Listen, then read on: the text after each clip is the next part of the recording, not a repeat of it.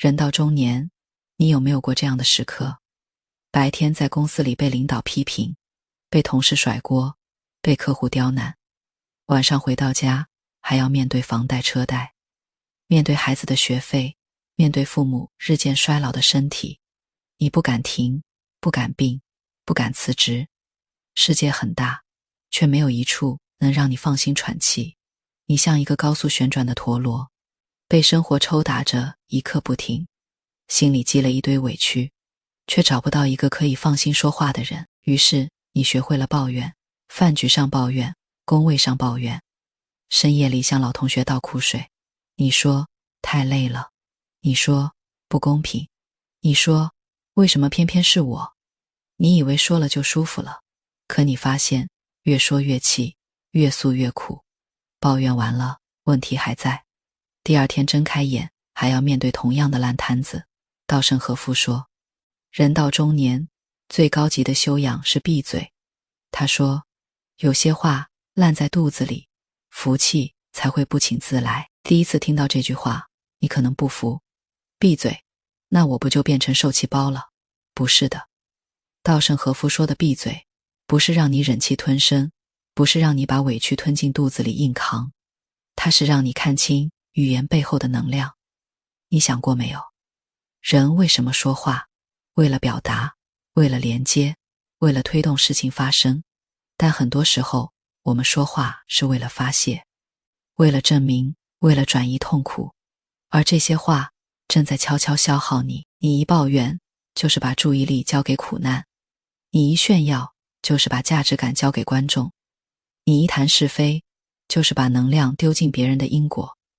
说到底，话多的人不是赢家，话对的人才是赢家。能量是守恒的，一个人若把精气神都耗在嘴上，就再也没有力气做事了。你观察身边的人，那些整天嘴上不饶人的，日子往往过得焦头烂额；那些安静沉稳的，生活反而越来越顺。为什么？因为说话需要能量，沉默也是在积蓄能量。今天我要送你3个关键词：闭嘴、藏风、手镯。闭嘴是把抱怨的话咽下去，藏风是把炫耀的话收起来，手镯是把是非的话放下来。这3句话是你后半生的护身符。这3句话越早悟透，日子越顺。我们挨个说，先说第一个关键词，闭嘴。把抱怨的话烂在肚子里。你观察一下自己的一天，从早上睁开眼睛开始，你说了多少抱怨的话？闹钟响了，你说烦死了；挤地铁，你说人真多；到了公司，你说这破工作；看到同事，你说这人真讨厌；打开账单，你说钱真不够花；晚上回家，你说我怎么这么倒霉。这些话你说的顺嘴，听的人耳朵起茧，连你自己都没意识到，你已经把抱怨活成了一种肌肉记忆。那问题来了，人为什么这么爱抱怨？从心理学上来说，抱怨有3个功能。第一个功能，转嫁责任。人最怕承认自己不行，因为承认自己不行，就意味着要改变，改变太痛苦了。所以把错误推给外界，最轻松，是领导不会用人，是伴侣不够体贴，是时代没有给机会，是运气太差，说什么都行。只要别让我承认，问题出在我自己身上。第二个功能，博取同情。你向别人诉苦，换来一句你真的太难了，那一刻你觉得自己被看见了，你的痛苦被认可了，你获得了一种短暂的温暖。但这种温暖是假的，因为同情不能解决问题，它只能让你在泥潭里待得更舒服。第3个功能，寻找同类。抱怨是一种社交货币，大家一起吐槽，一起骂老板，一起说生活艰难，气氛一下子热络起来。你觉得自己融入了群体，可这个群体是什么？是一群互相倾诉失败的人，是一群抱团取暖的落水者。你们手拉手，一起往下沉。从心理学上来说，抱怨的底层逻辑是我没错，错的是世界。这句话保护了你的自尊，却也堵死了你的出路。更可怕的是，抱怨会形成习得性无助。心理学上有一个著名的实验，把狗关在笼子里，反复电击，狗一开始拼命挣扎，发现逃不掉，就放弃了。后来笼子的门打开了，狗也不再逃跑，因为它已经学会了无助。它以为自己无论如何都逃不掉，人也一样。抱怨就是对自己的反复电击，你一遍遍对自己说，没办法，改不了，没希望，最后你就真的没希望了。你不是被现实困住的，你是被自己的话困住的。你嘴里说出来的每一句抱怨，都在给命运下一道指令。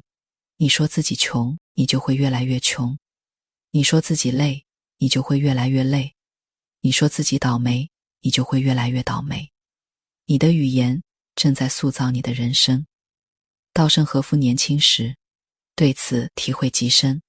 他出生在一个普通人家，考大学时落榜，毕业那年又赶上经济大萧条，工作极难找，好不容易进了一家做陶瓷的小公司。可那家公司濒临倒闭，连工资都发不出来，同期入职的人一个接一个辞职，最后只剩下他一个人。他也想过离开，甚至报名参加了自卫队的考试，都考上了，可需要户口簿。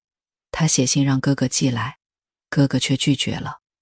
哥哥在信里冷冷地说，你在那边连一份工作都干不下去，回来又能干什么？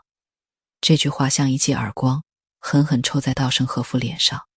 他无路可退了，他只能留在那家破公司。那一年，他做了一个改变命运的决定，不抱怨了。他不再骂公司烂，不再怨时运不济。他搬进了实验室，把锅碗瓢盆都带进去，吃住都在里面。白天做实验，晚上做实验，把抱怨的力气全部用来研究陶瓷。结果奇迹发生了，他研发出了一种新型陶瓷材料，轰动整个行业。后来他创立了京瓷，再后来他创办了第2家世界500强企业。稻盛和夫用一生验证了一个道理，抱怨是这世上最亏本的生意。你花力气骂了这个世界，世界不疼不痒，可你自己白白浪费了力气。稻盛和夫说，不要有感性的烦恼。什么是感性的烦恼？就是抱怨，就是悔恨，就是焦虑，就是愤怒。这些情绪除了消耗你，没有任何用处。他把自己的思考写进了活法。他说，人生和事业的结果等于思维方式乘以热情乘以能力。能力和热情都只有0到100分，思维方式却是负100到正100。抱怨就是负的思维方式。你能力再强，热情再高，乘以一个负数，结果还是负的。这就是为什么那些爱抱怨的人明明很有才华，却越过越差。他们的才华都被自己嘴里的苦水冲走了。顶级的投资家瑞达利欧也说过同样的话。他在《原则》这本书里写了一个著名的公式：痛苦反思进步。注意，不是痛苦等于进步，痛苦本身没有价值，只有痛苦之后加上反思，你才会进化。抱怨是什么？抱怨是痛苦加逃避，是白白受苦，是亏本的买卖。达利欧说，如果你不觉得1年前的自己是个蠢货，那说明你这一年什么都没学会。人到中年，最怕的不是失败，是失败之后只顾着抱怨，错过了反思，错过了成长，一辈子在原地打转。那怎么办？我给你5个步骤。第1步，觉察，在你的心里装一个抱怨警报器。每当抱怨的话到嘴边，你就拉响警报，问自己一句，我这是想解决问题，还是想发泄情绪？如果是发泄，那就咽下去。第2步，停顿。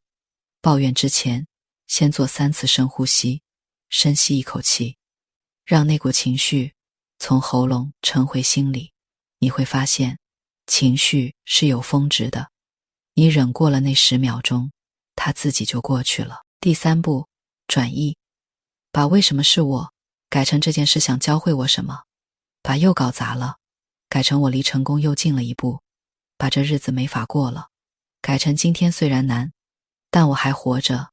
句式一变，心态就变，心态一变，结果就变。第4步，记录，每天睡前写下3件值得感恩的小事。今天的阳光很好，路边的花开了，孩子对你笑了。这些小事会重新训练你的大脑，让你慢慢长出发现美好的眼睛。第5步，隔离，远离那些整天抱怨的人，你的能量会被他们吸干；靠近那些积极做事的人，你的状态会被他们点亮。稻盛和夫说过，人生的道路都是由心来描绘的。无论你身处多么严酷的境遇，心头都不该被悲观缠绕，把嘴闭上，把事做成。你抱怨的声音小了，福气的声音就大了。记住，抱怨是本能，闭嘴是本事。第1个关键词讲完了，接着讲第2个，藏锋。把炫耀的话烂在肚子里。人到中年，特别喜欢证明自己，证明自己混得好，证明自己没白活。于是，朋友圈里晒房子，晒车子，晒孩子的成绩单，饭局上谈项目，谈人脉，谈刚签下的大单子，同学聚会变成了大型炫富现场。这个说，我刚换了辆新车，那个说，我家孩子又考了年级第1，还有一个说，我最近刚升了总监。你一言，我一语，表面上是分享，实际上是较量。你说这些人虚荣吗？也不全是，他们只是太需要被看见了，太需要被认可了。心理学上有一个社会比较理论，说的是人会通过跟别人比较来确定自己的位置。我这个月赚3万，隔壁老王赚5万，我就焦虑。老同学还在开10几万的车，我换了辆50万的，我就满足。炫耀的本质是什么？是向下比较，是通过俯视别人来抬高自己。这恰恰说明你对自己没有底气。一个真正自信的人不需要观众，他的成就感来自内心，来自把事情做成的踏实，来自每天精进的充实。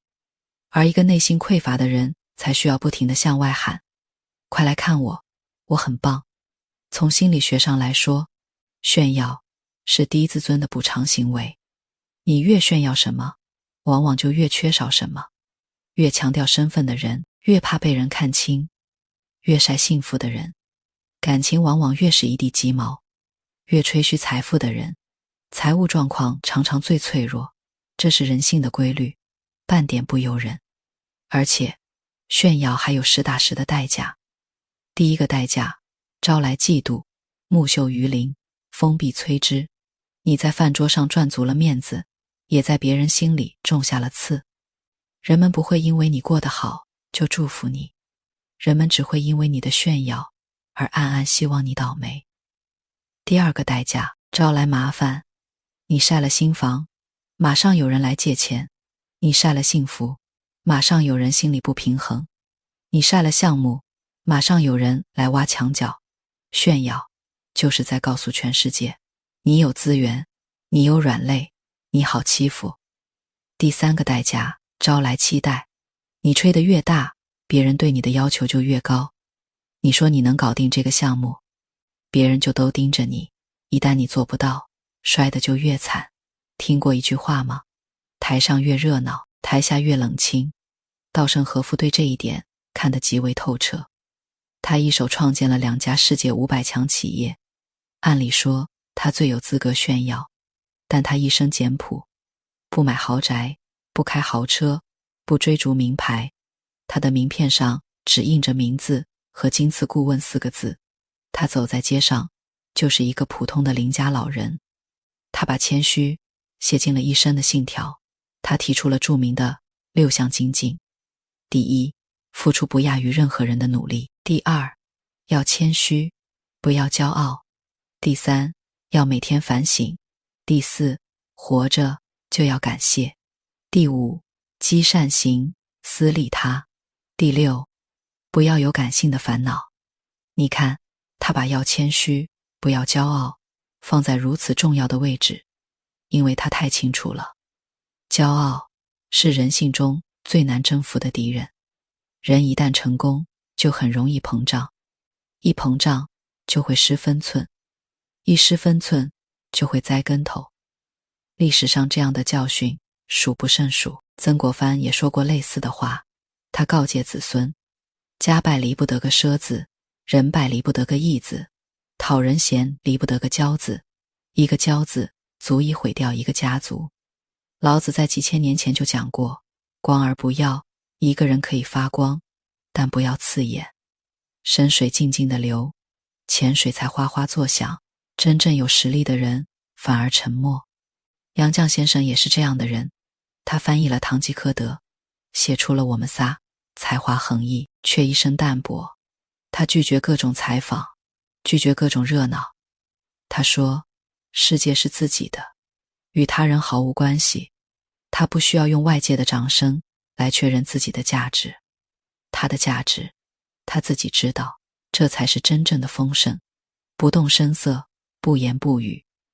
我们再看那些爱炫耀的人，他们把大半的精力都花在了表演上。他们要维持人设，要包装自己，要时刻关心别人怎么看。他们没有时间静下来，做真正重要的事。这是一种巨大的消耗。你的才华，你的财富，你的幸福，都不需要叫卖。东西好不好，市场会说话，人牛不牛，作品会说话，那该怎么改？我给你4个办法。第一个，切换评价系统，把你的价值感从外部评价切换到内部评价。不要问别人觉得我怎么样，要问我对自己满意吗？我今天比昨天进步了吗？这件事我自己觉得有价值吗？当你不再需要别人的掌声，你才真正自由了。第二个，改变语言习惯，少说我得到了什么，多说我付出了什么，少说我有多厉害，多说这件事教会了我什么，少谈结果，多谈过程，少展现成就，多分享教训，把话题从自己身上转移到对方身上。倾听比诉说更有力量。第三个，用成果代替嘴巴，想证明自己就去做，做一个项目，写一篇文章，跑一次马拉松，学一门新手艺。你的成果就是你最好的名片。你不需要说话，别人自然看得见。第四个，给欲望一个出口。如果你实在想分享，就写在日记里，或者用匿名的方式发到没人认识你的地方。把炫耀的冲动转化为记录的习惯。还有一个心法，你要记住，你看到的世界是你内心的投射。你炫耀是因为你觉得自己不够，你沉默是因为你觉得自己够。真正的丰盛是不动声色的，真正的高贵是低调内敛的。稻盛和夫晚年回顾一生时说，我的人生没有任何值得骄傲的，我只是一个拼命工作的人。这句话让人肃然起敬。成熟的稻穗总是低垂着头，海纳百川，是因为它处在最低处。你越谦卑，世界越会向你低头。藏起锋芒，不是懦弱，是清醒，是智慧，是给福气留一条进门的路。把炫耀的话烂在肚子里，你的能量就不会漏掉，你的福气就会慢慢聚起来。记住，水深则流缓，人贵则语迟。第二个关键词讲完了，接下来是第三个，守拙。把是非的话烂在肚子里。你有没有发现，人一到中年就特别喜欢点评别人的生活。办公室的茶水间是八卦集散地，谁家离婚了，谁被领导孤立了，谁家孩子没考上好学校，说起来头头是道，绘声绘色。家庭群里也有人在背后议论亲戚。饭局上，总有人对别人的选择指手画脚。你看他，放着好好的工作不干，非要创业。你看他，都30多岁了还不结婚，肯定有问题。你看那谁，买了那么贵的房子，肯定靠家里。这些话说的人眉飞色舞，听的人暗暗点头。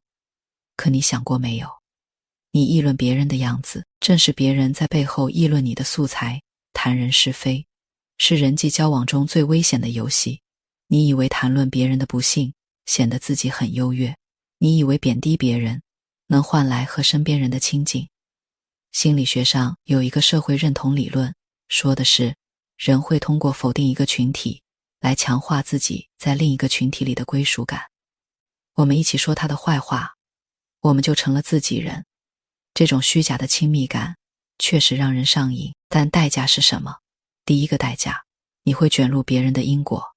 你去议论一段是非，就会被拉进那场是非，传话的人添油加醋，矛盾不断升级，最后你成了引火上身的那个人。你以为你只是看客，其实你已经成了主角。第二个代价，你会消耗自己的能量，你的注意力是有限的。你把精力放在别人的生活上，就没有精力经营自己的生活，天天盯着别人的花园，你就荒了自己的田。第三个代价，你会暴露自己的层次。真正高层次的人，从不轻易谈论别人，因为他们知道，每个人都有自己的难处，每个人都在自己的时区里挣扎。我们没有资格去评判别人的人生，你只看到了别人生活的一个片段，就急着下结论。可你根本不知道，那个片段背后藏着多少不为人知的隐情。孔子有一个著名的故事，有一次，孔子和弟子们被困在陈国和蔡国之间，7天没粮食吃，只能靠野菜度日。颜回好不容易讨来一些米，煮了一锅饭。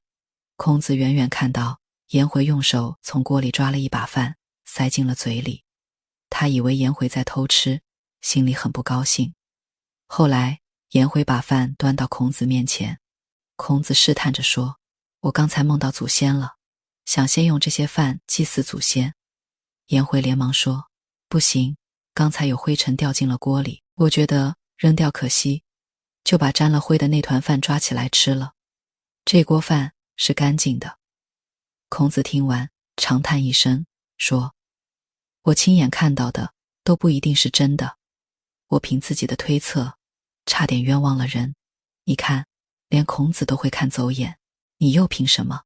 凭一句传言就认定别人是错的，凭一个侧面就断定别人不堪。稻盛和夫一生判断事情只问一句话，作为人何谓正确？他不用利益判断，不用得失判断，不用人情判断，他只问这件事作为一个人做得对不对。那么在背后议论别人，对吗？在别人跌倒时落井下石，对吗？拿别人的惨事当谈资，对吗？答案不言自明。稻盛和夫一生奉行利他之心，他认为真正的聪明人会替别人着想，会守住自己的口，会护住别人的尊严。你看那些真正有成就的人，说话都很谨慎，他们不轻易评价一个人，不轻易参与一场是非，因为他们知道是非之地必有祸端。佛家更是把口业看得很重，不妄语，不两舌，不恶口，不绮语，不传话，不挑拨，不骂人，不说废话，守住嘴就是守住福。那具体应该怎么做？我给你4个建议。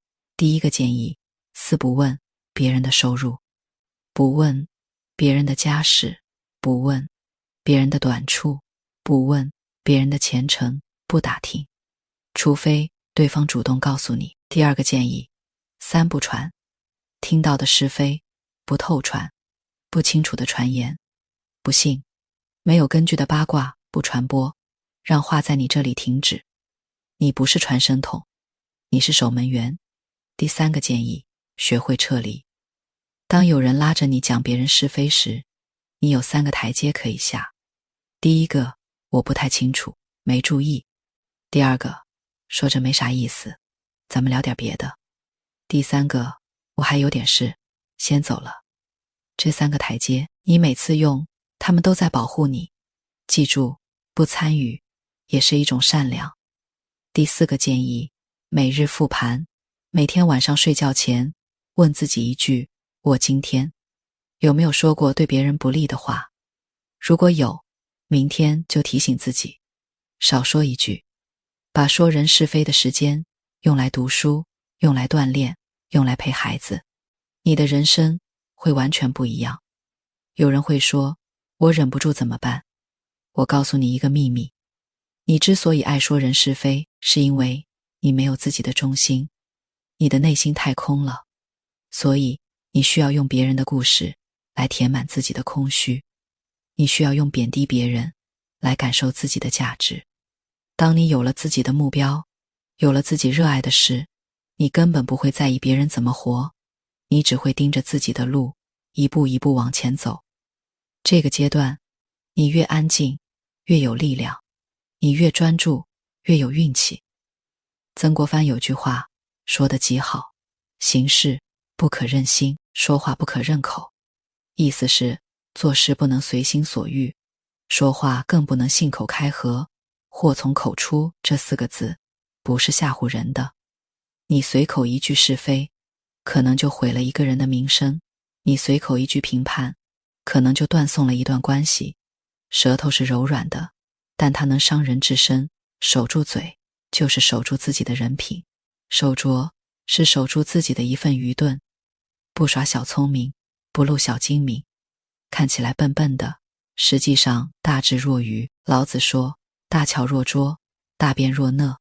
最灵巧的东西看起来反而笨拙，最能说的人反而像不会说话。这种拙是人生的护城河。把是非的话烂在肚子里，你的世界会干净很多，你的关系会清爽很多，你的福气会厚实很多。记住，你不议论世界，世界才不会议论你。3个关键词都讲完了，我们再回头看看。闭嘴是把抱怨的话烂在肚子里，藏风是把炫耀的话烂在肚子里，守拙是把是非的话烂在肚子里。你会发现，这3件事指向同一个方向，那就是把注意力从外界收回内心，别再向世界倾倒情绪垃圾，别再向人群索取虚假掌声，别再向别人的生活投放评判。人到中年的顶级自律是管好自己的嘴。稻盛和夫说过，心态决定命运。一个人说了什么话，就会有什么样的人生。整天抱怨的人眼里全是苦难，整天炫耀的人心里全是虚荣，整天议论的人嘴里全是是非。而你可以选择不一样，你可以选择沉默，然后把沉默变成行动；你可以选择低调，然后把低调变成底气；你可以选择守拙，然后把守拙变成境界。人到中年，已经不需要用嘴巴证明什么了。你走过的路就是你的话，你熬过的夜就是你的话，你扛起过的责任就是你的话，你赚到的每一分钱都是你价值的回响，你爱过的每一个人都是你修行的道场。后半生，请把嘴巴管好，该说的好好说，不该说的烂在肚子里。这不是压抑，这是筛选。你不是不能说话，你只是不再说没有价值的话。你不是没有情绪，你只是不再被情绪牵着走。沉默的背后是成熟，克制的背后是力量。记住这句话，真正的成熟是越来越安静。安静不是妥协，而是你终于不再为外界的声音所困。把嘴闭上，把心守好，把事做好，把日子过好，你的福气会像滚雪球一样越滚越大。稻盛和夫用一生验证了这条路径。他从一个倒霉的年轻人成长为影响世界的经营之圣。他没有靠抱怨，没有靠炫耀，没有靠是非，他靠的是一颗专注的心和一张管得住的嘴。所以从今天起，请把这3句话烂在肚子里，把抱怨的话咽下去，把炫耀的话收起来，把是非的话放下来，你会发现，当你安静下来，好运反而开始靠近。就像稻盛和夫说的，以利他之心做判断，福气自来。闭嘴不是失去，闭嘴是另一种得到，一开口是消耗，一沉默是蓄能。你的后半生值得用一种更沉稳的姿态去走。愿你从今天开始，少说一句抱怨，多添一分从容，少晒一点成就，多攒一点实力，少谈一点是非，多修一点口德。这样的话，福气不请自来，人生自有回甘共勉。